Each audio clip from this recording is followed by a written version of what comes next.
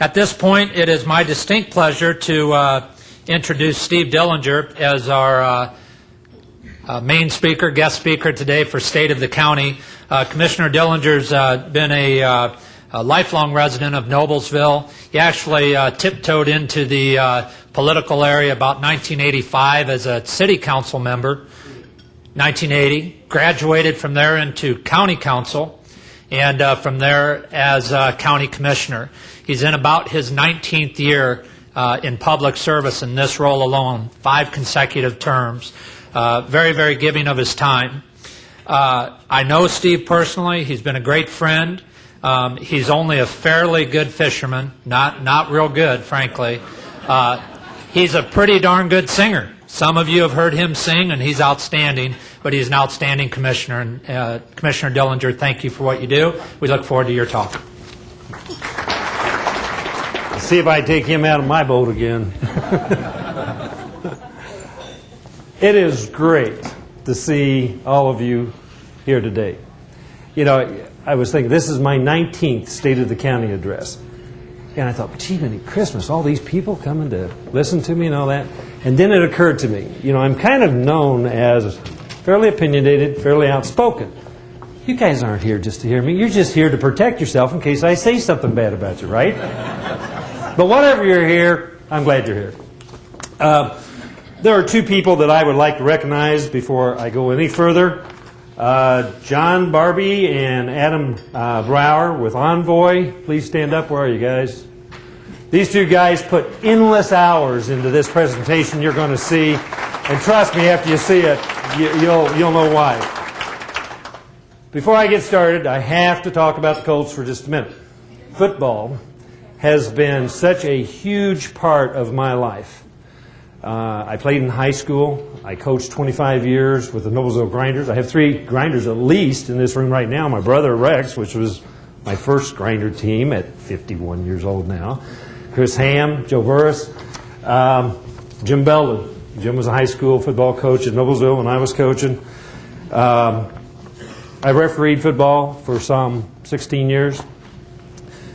And as special as it is for our Colts to be going to the Super Bowl, there's something really a lot more special. And Mr. Belden will, and the players that's here will know, that we always taught here at Noblesville, winning is very important, no question. Everybody wants to win. But what's even more important is to win with integrity, win fairly, always give 100%, never give up. And in this day of professional athletes, where they're fighting on TV, they're getting drunk, they're shooting each other, all those kinds of things, the thing that stands out to me, at least, for the Colts is they have that integrity. They have that sportsmanship. They have that never say die. They are just wonderful role models for our young people. And that's what they really should be known for. Whether they win the Super Bowl or not, and no one could want them to win any more than I do, we as a community need to be really proud of these people because this is a class act, folks.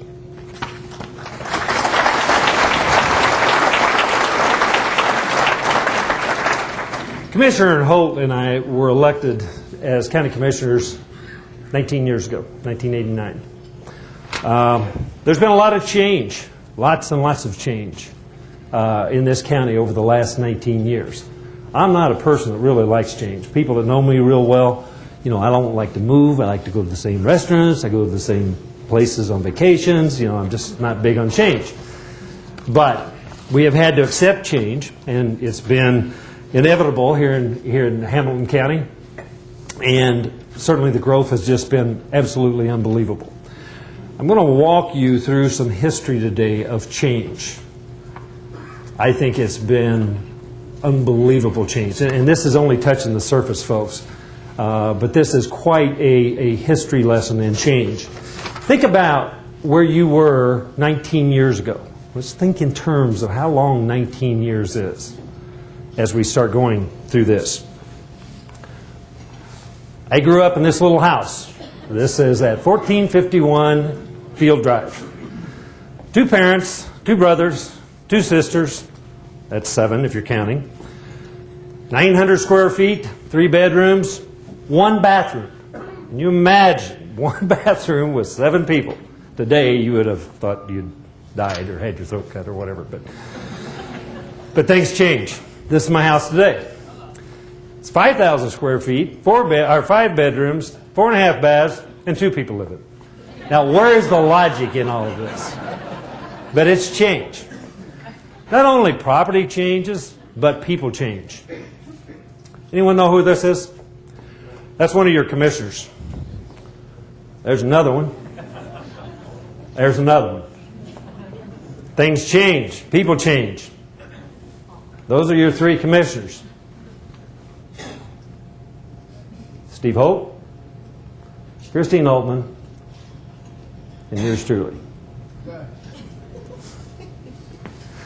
I could have put your pictures up there too if you'd like. I threatened to put Christine's baby picture, you know, the ones where they're in the crib, and, you know, not the beds. We won't get in there. But anyway, we are the executive and legislative branches of government. We function as mayors for the county. Almost everything I'm getting ready to show you, we have had a major hand in. We couldn't have done any of those things, however, without these people. Judy Levine, Jim Belden, Meredith Carter, Rick McKinney, John Hyatt, Steve Swartz, and Brad Beaver. They are the fiscal branch of county government. They are the ones that either give us the money or they don't give us the money. If they don't give us money, it does not happen. You will see they have given us a lot of money.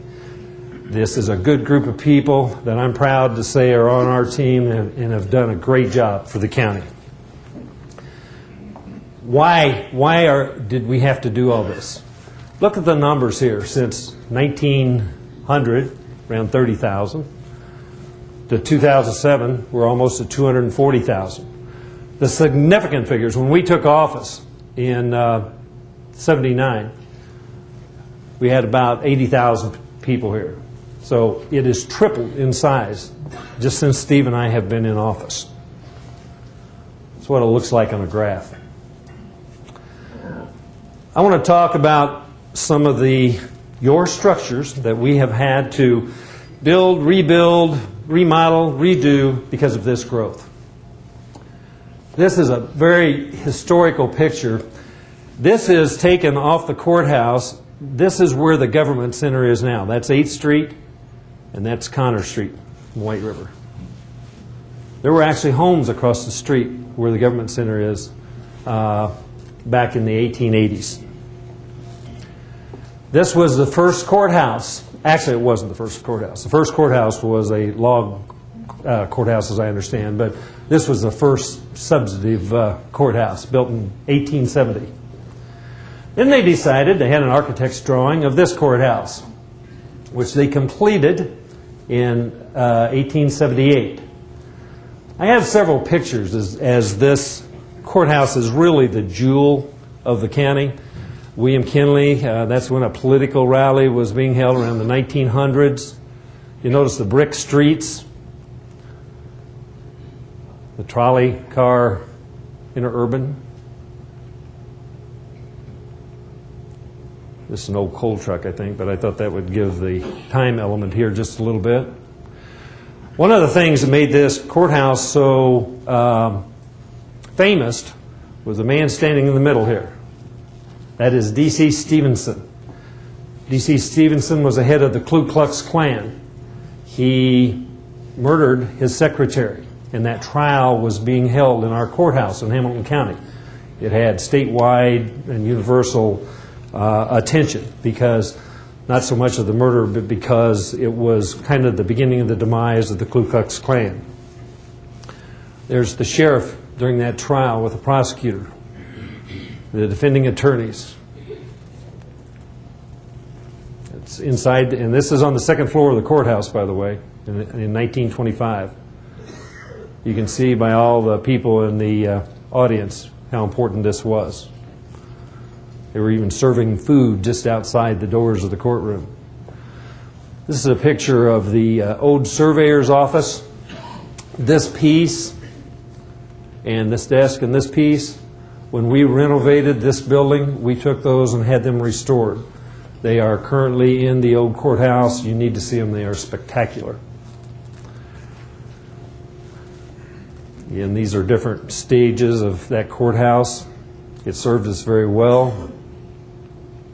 1968, they did rebuild the clock tower. There was some renovation work that went on after that. This is what it looks like today. We restored that in this progress.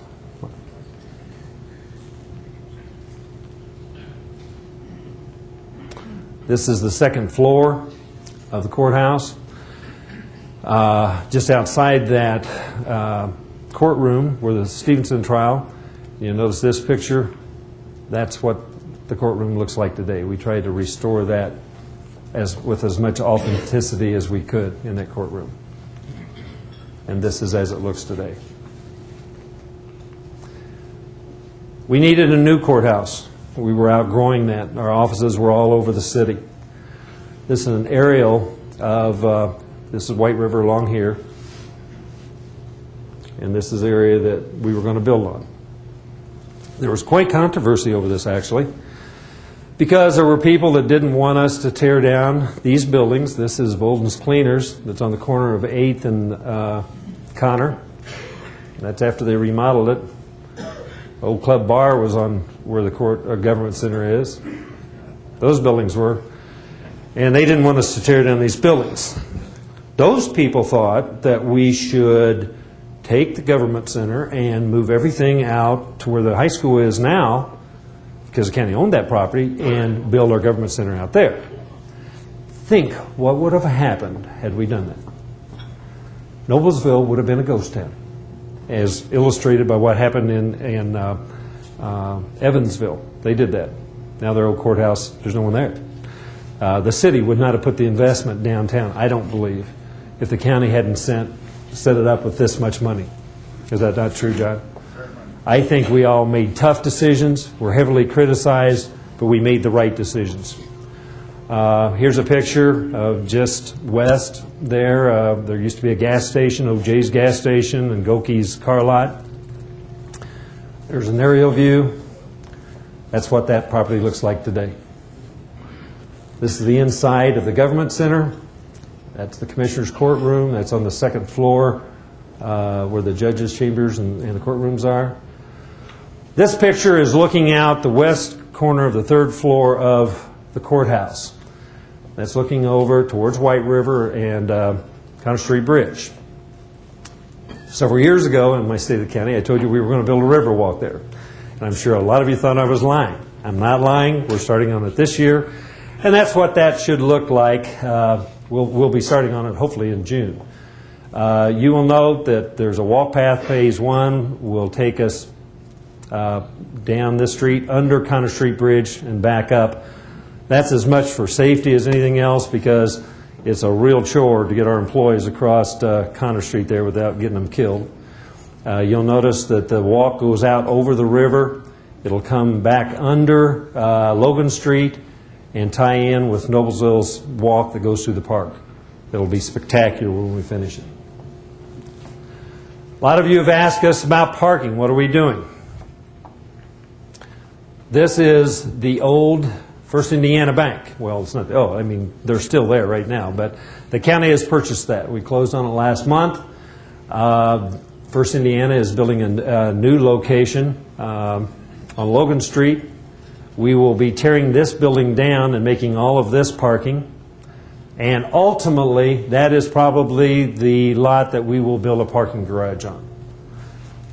We have a huge amount, we have a lot more employees, first of all, but when you get jurors in for trials and so forth, that takes up a lot of parking. We're trying to protect the integrity of the parking for the merchants downtown. The other parking issue is where our current employees are parking. We have purchased and torn down the old Red Cross building back in the corner in this house.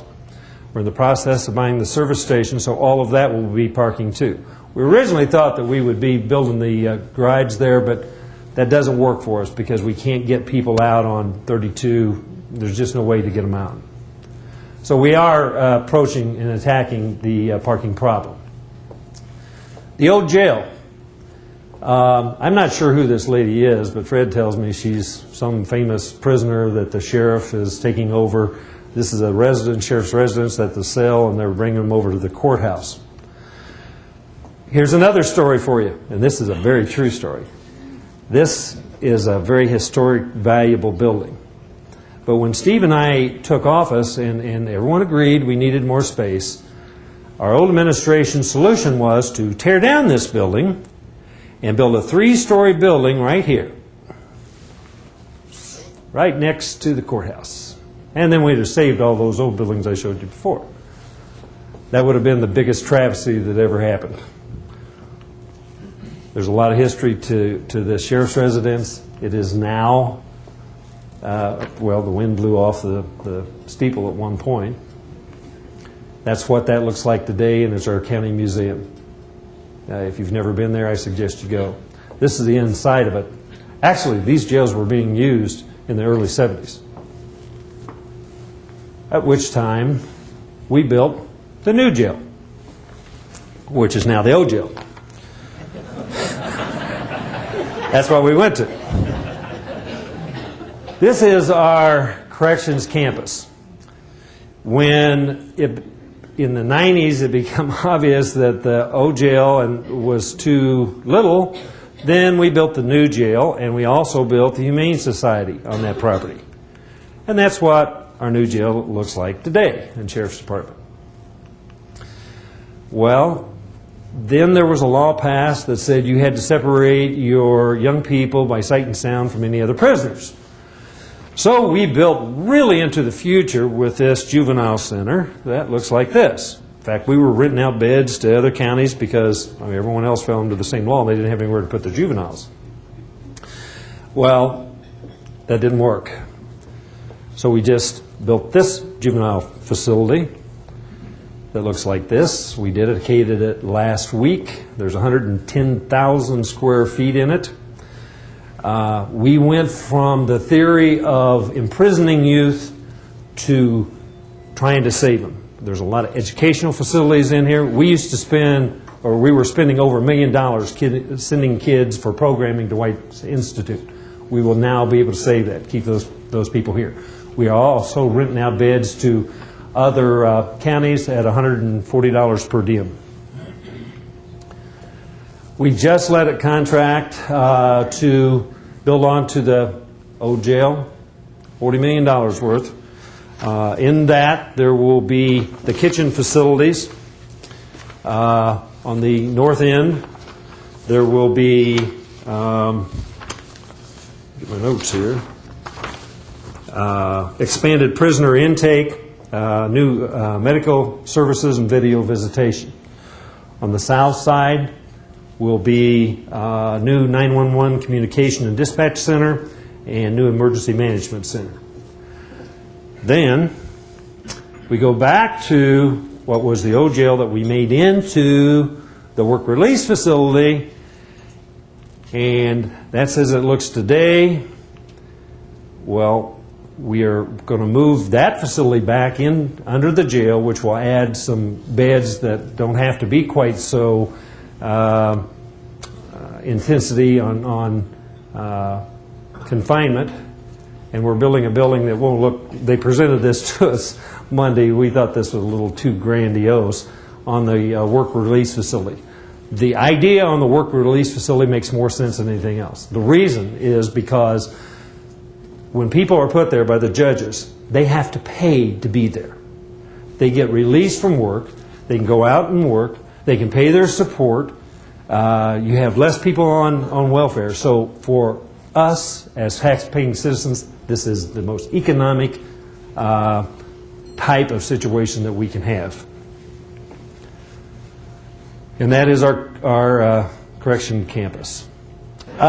Getting back to our corporate campus, the old Humane Society that was there is now torn down, and we built a new Humane Society on Pleasant Street. This is our old household waste facility, which is still in use, but that's an addition on that. This is out where the old highway department used to be. The old highway office is now our emergency management until we get the new one built. And instead, we bought the Hare Chevrolet property. We renovated it, And that's what our new highway department looks like on South 10th Street.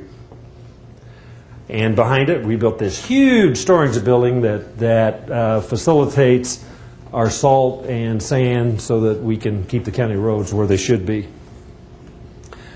Anyone recognize this? That's the old 4-H facility. That's what it looked like before. That's what it looks like now.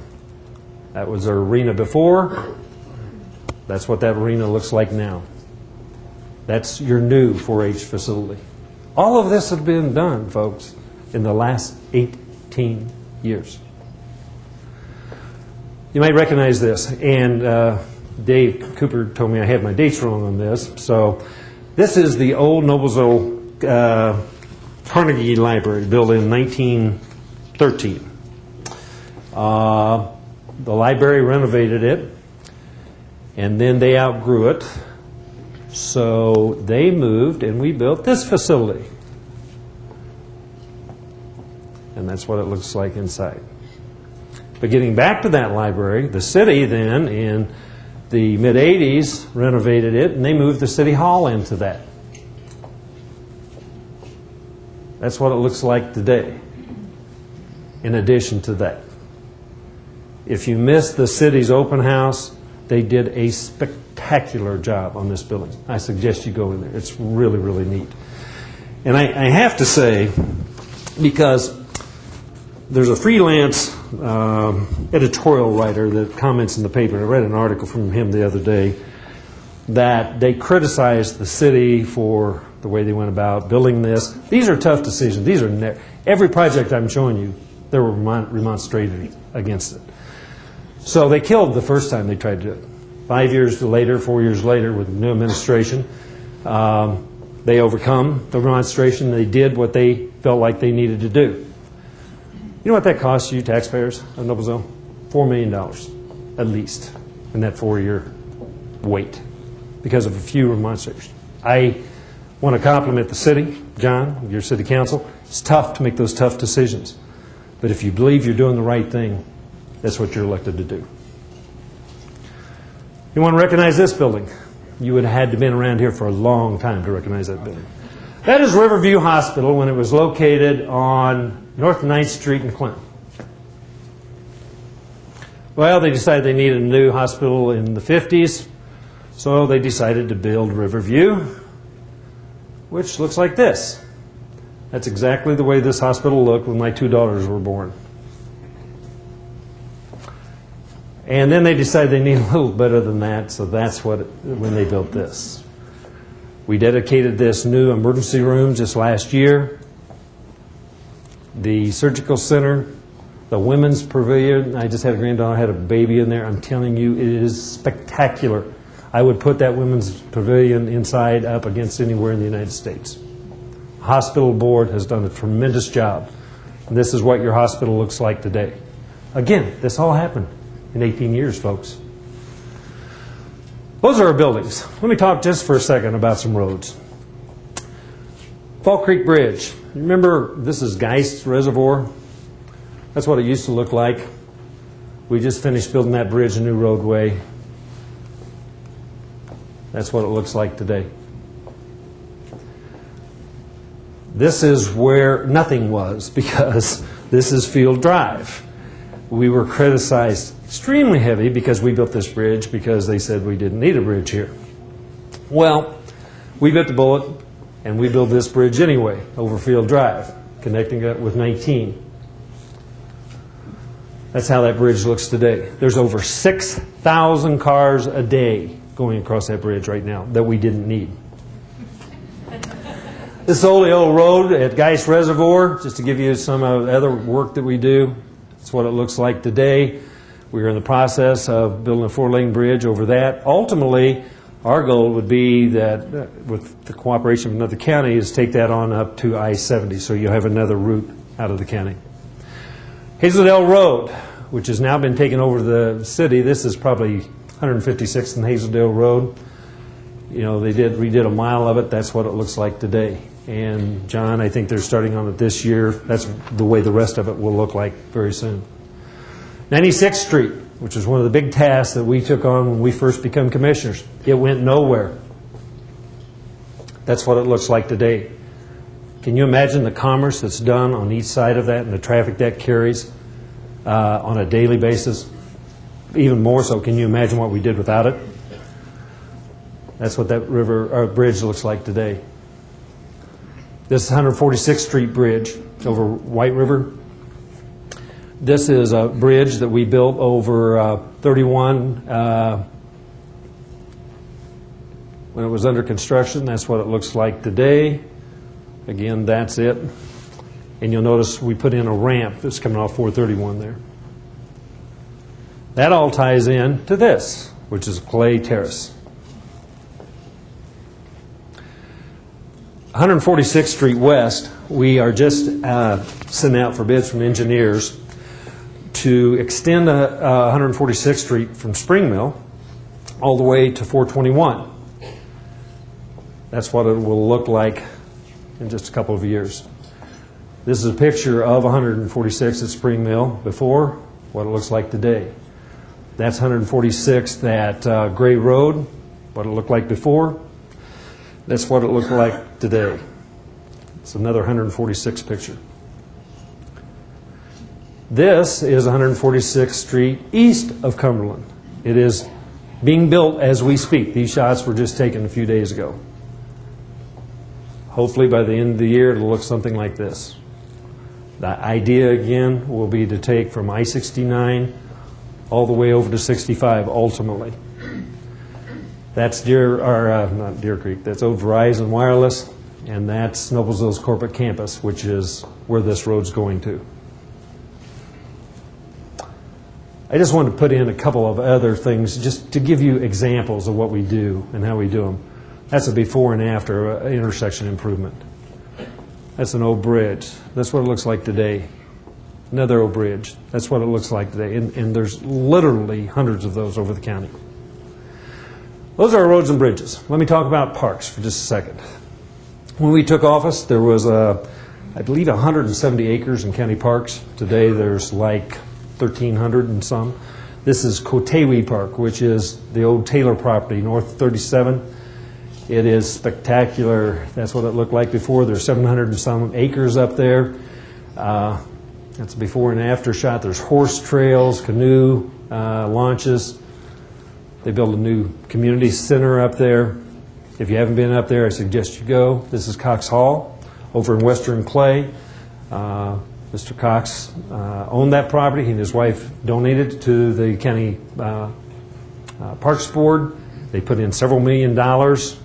In fact, this is where Mr. Cox still lives, in his mansion, and it's on there, which the parks will take over on his death. It's a children's garden. And this is just a series of pictures showing you as they're improving and putting in their amphitheater.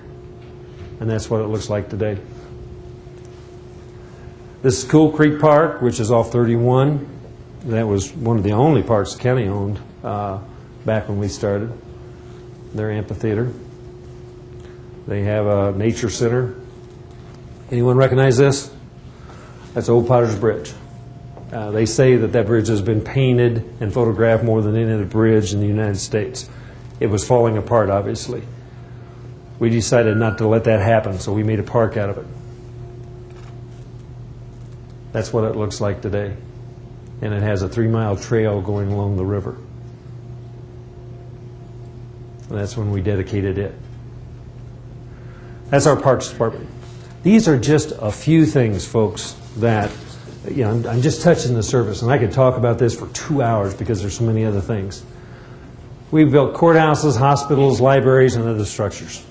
Probably over $2 million, and that's a guess on my part. We built new roads, probably over $250 million. Again, that's a guess.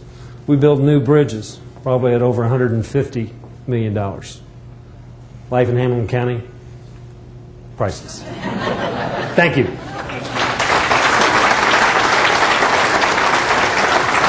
was spectacular. Thank you. Thank you.